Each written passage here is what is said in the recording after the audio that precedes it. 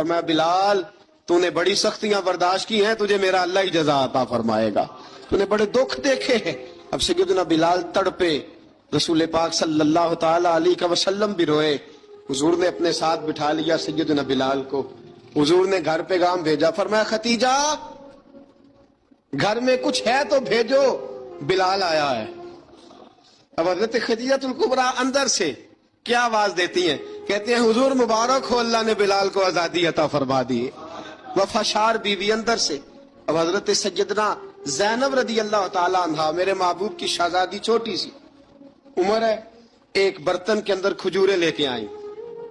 ایک برتن میں کھجوریں, اب لا کے جب کھجوریں رکھی نا تو سیدنا صدیق اکبر نے ہاتھ بڑھایا کھجوریں اٹھانے کے لیے تاکہ میں دوں.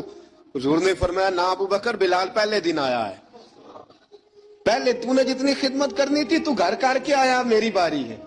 حضرت بلال حبشی فرماتے ہیں کائنات میں نے اتنا پیار کبھی دیکھا ہی نہیں تھا. 30 سال سے زیادہ میری عمر تھی, مجھے تو کبھی کسی نے پاس بٹھا کے کھانا کھلایا ہی نہیں.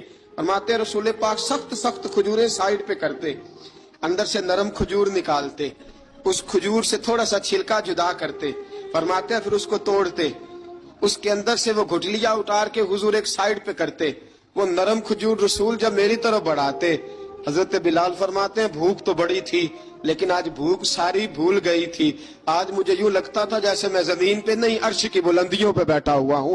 آج لگتا تھا کائنات کی ساری نعمتیں, ساری رحمتیں, سارا کرم, ساری عطا, سارا فضل, ساری عنایتیں میری جھولی میں گر گئی ہیں. فرماتے ہیں رسول پاک صلی اللہ تعالی علیہ وآلہ وسلم نے مجھے بڑے محبت سے بٹھایا, حضور علیہ السلام نے محبت سے کھلایا, دودھ پلایا.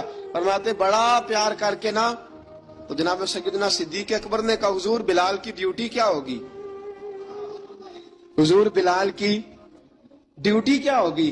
حضرت بلال کہنے لگے حضور میں فارغ رہنے کا تو عادی نہیں, میں تو جفا کش آدمی ہوں, محنت کرنے والا, ڈیوٹی کیا ہوگی. رسول پاک نے فرمایا بلال یہ میرا گھر ہے, آج کے بعد میرا نہیں یہ تیرا گھر ہے.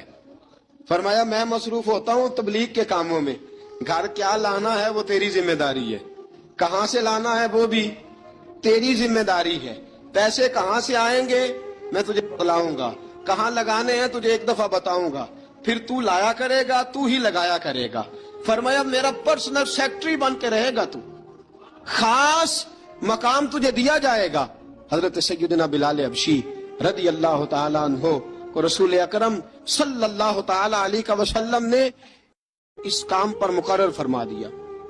اب دیکھیے حضرت بلال رضی اللہ تعالیٰ عنہ جب در مصطفیٰ صلی اللہ تعالی علیہ وسلم پر پہنچ جاتے ہیں, اور پہنچنے کے بعد حضرت بلال حبشی رضی اللہ تعالیٰ عنہ کو رسول پاک نے یہ ڈیوٹی عطا فرما دی.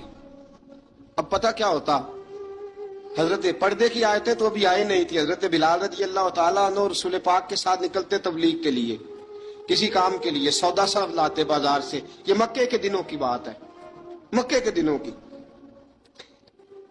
سودا صرف بازار سے لاتے.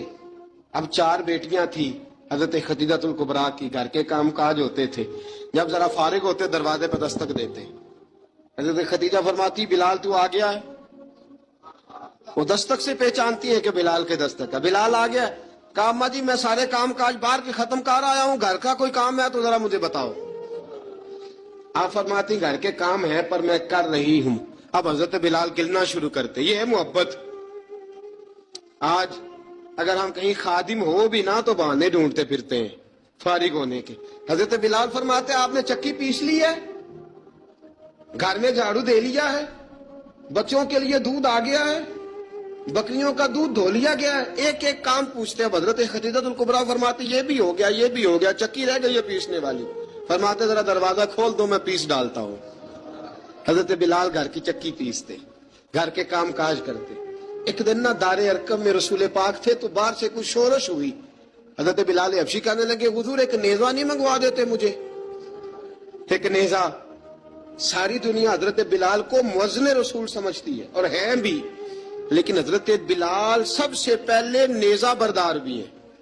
سب سے پہلے نبی پاک کی حفاظت کے لیے نیزہ جس شخص نے اٹھایا, تلوار اٹھانے والے اور ہیں, جان قربان, نیزہ سب سے پہلے حضرت بلال. کہا حضور ایک نیزہ نہیں منگوا دیتے. بلال کیا کرنا ہے؟ کہا یا رسول اللہ یہ کافر ہلکی پھلکی شرارت کرتے رہتے ہیں، ذرا میرے ہاتھ میں نیزہ ہوگا نا تو قریب کوئی نہیں آئے گا. یہ کرتے رہتے ہیں نا ہلکی پھلکی شرارت، باز نہیں آتے، نیزہ دے دیں گے نا تو قریب کوئی نہیں آئے گا. اب رسول پاک نے نیزہ دے دیا، منگوا دیا.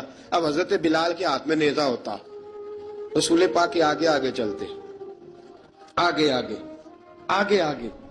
نبی کریم صلی اللہ تعالی علیہ وآلہ وسلم دار ارقم میں جا کے تبلیغ کا کام شروع کرتے تو حضرت بلال دروازے پہ نیزہ لے کے کھڑے ہو جاتے. حضور نے فرمایا بلال تو ادھر کھڑا ہو گیا. یا رسول اللہ انشاءاللہ جب تک میں کھڑا ہوں اندر کوئی کافر آ نہیں سکتا، اندر کوئی نہیں آئے گا، میں محافظ بن کے کھڑا ہوں. حضرت بلال حبشی رضی اللہ تعالیٰ عنہ نے ہمیشہ، اور یہ نیزہ ہمیشہ پاس رکھا، بدر میں بھی، احد میں بھی، تبوک میں بھی، یرموک میں بھی، خندق میں بھی. جب نبی پاک نماز پڑھانے کے لیے کھڑے ہوتے تو حضرت بلال نیزہ نبی پاک کے آگے گاڑ دیتے. یہ سترہ بن گیا، اب کوئی آگے سے گزرے گا تو اسے تکلیف نہیں ہوگی، گناہ نہیں ہوگا، حضور کے آگے رکھ دیتے. حضرت بلال حبشی نے مکے کے 13 سال سابقون الاولون میں سے ہیں. قرآن کہتا ہے والسابقون الاولون من المہاجرین والانصار. فرمایا وہ جو پہلے سبقت لینے والے ہیں نا، مہاجر اور انصار، پہلے جنہوں نے سب سے پہلے کلمہ پڑھا، وہ مہاجر اور انصار جنہوں نے پہلے کلمہ پڑھا. اور فرمایا والذین اتبعوہم باحسان، اور وہ جنہوں نے احسان کے ساتھ ان کی پیروی کی، رضی اللہ عنہم ورضوا عنہ. فرمایا وہ اللہ سے راضی ہیں، اللہ ان سے راضی ہے، اللہ انہیں جنت میں داخل کرے گا جس کے نیچے نہریں بہہ رہی ہیں. ذالک الفوز العظیم. فرمایا یہ بہت بڑی کامیابی ہے، پہلے کلمہ پڑھ لینا. حضرت بلال سابقون الاولون میں سے، پہلے کلمہ پڑھنے والے لوگوں میں سے. جناب سیدنا بلال حبشی رضی اللہ تعالیٰ عنہ نے پوری دلیری کے ساتھ کام کیا. اب آ گیا وقت ہجرت کا. رسول پاک صلی اللہ تعالیٰ علیہ وسلم نے حضرت بلال کو فرمایا بلال تو ہجرت کر جا مدینے کی طرف، چلا جا. حضرت بلال نے عرض کی حضور میں غلام ہوں، خادم ہوں، ہر حکم ماننا میری ڈیوٹی ہے، لیکن ایک عرض کرنی ہے صرف. حضور نے فرمایا بلال کرو. کہا یا رسول اللہ آپ مدینے آئیں گے نا، آپ آئیں گے مدینے؟ رسول پاک صلی اللہ علیہ وسلم مسکرا پڑے، فرمایا ہاں میں بھی آؤں گا. کہا حضور بس ٹھیک ہے، بتائیں کب جانا ہے، بس اتنی سی بات ہے، آپ آئیں گے نا؟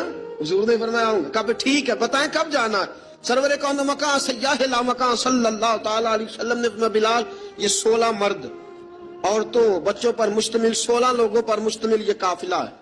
اس قافلے کے اوپر تجھے میں امیر مقرر کرتا ہوں، تو ان کو لے کے جائے گا مکے سے مدینے. 250 کلومیٹر کا سفر، 250 میل کا سفر. حضرت بلال حبشی رضی اللہ تعالیٰ عنہ قافلے کے امیر بن کے، سخت گرمی کا موسم، حضرت بلال کے ہاتھوں میں تلوار ہے، ایک ہاتھ میں نیزہ ہے، ایک ہاتھ میں تلوار ہے. تیر آپ نے پیچھے باندھ رکھے ہیں پشت پہ، اور آپ لے کے جا رہے ہیں، کبھی قافلے کے آگے، کبھی پیچھے، کبھی دائیں کبھی بائیں.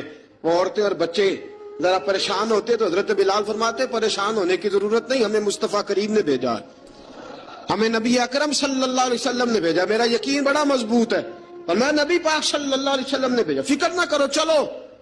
اب یہ قافلہ جا رہا ہے. حضرت بلال حبشی نے بخیر و عافیت سپہ سالار بن کر اس قافلے کو پہنچایا مدینے میں. اب مدینے پہنچا کے سارے لوگ مدینے والے مدینے میں لگ گئے اپنے اپنے کام.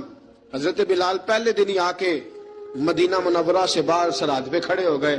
کہا بلال ادھر کیا کر رہے ہو؟ کہا وعدہ کیا تھا یار نے آؤں گا دن ڈھلے. نبی پاک علیہ السلام نے وعدہ فرمایا تھا میں آؤں گا. اب میرا تو کام ہے نبی پاک کا انتظار کرنا، استقبال کرنا. حضرت بلال روز انتظار کرتے. رسول پاک تشریف لے آئے. حضور حکم کیا ہے؟ فرمایا مسجد بنانی ہے. مسجد قباء بن رہی ہے.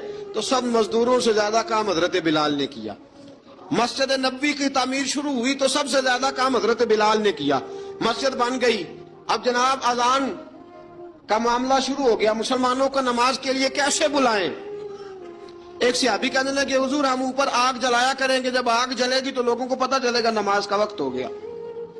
ایک نے کہا ہم بڑی دف منگواتے ہیں، دف بجائیں گے، نماز کا وقت ہو گیا. حضور نے فرمایا جاؤ صبح فیصلہ کریں گے. رات صحابہ سوئے. حضرت عبداللہ ابن زید رضی اللہ تعالیٰ عنہ اور حضرت عمر فاروق رضی اللہ خواب دیکھتے ہیں. خواب میں کوئی اذان پڑھ رہا ہے، اللہ اکبر اللہ اکبر اللہ اکبر اللہ اکبر. اذان پڑھنی چاہیے نا؟ کیا خیال ہے آپ کا؟ اذان آنی چاہیے، مشکل کام نہیں، سیکھنی چاہیے. میرے نبی کریم صلی اللہ علیہ وسلم نے فرمایا جس نے 40 دن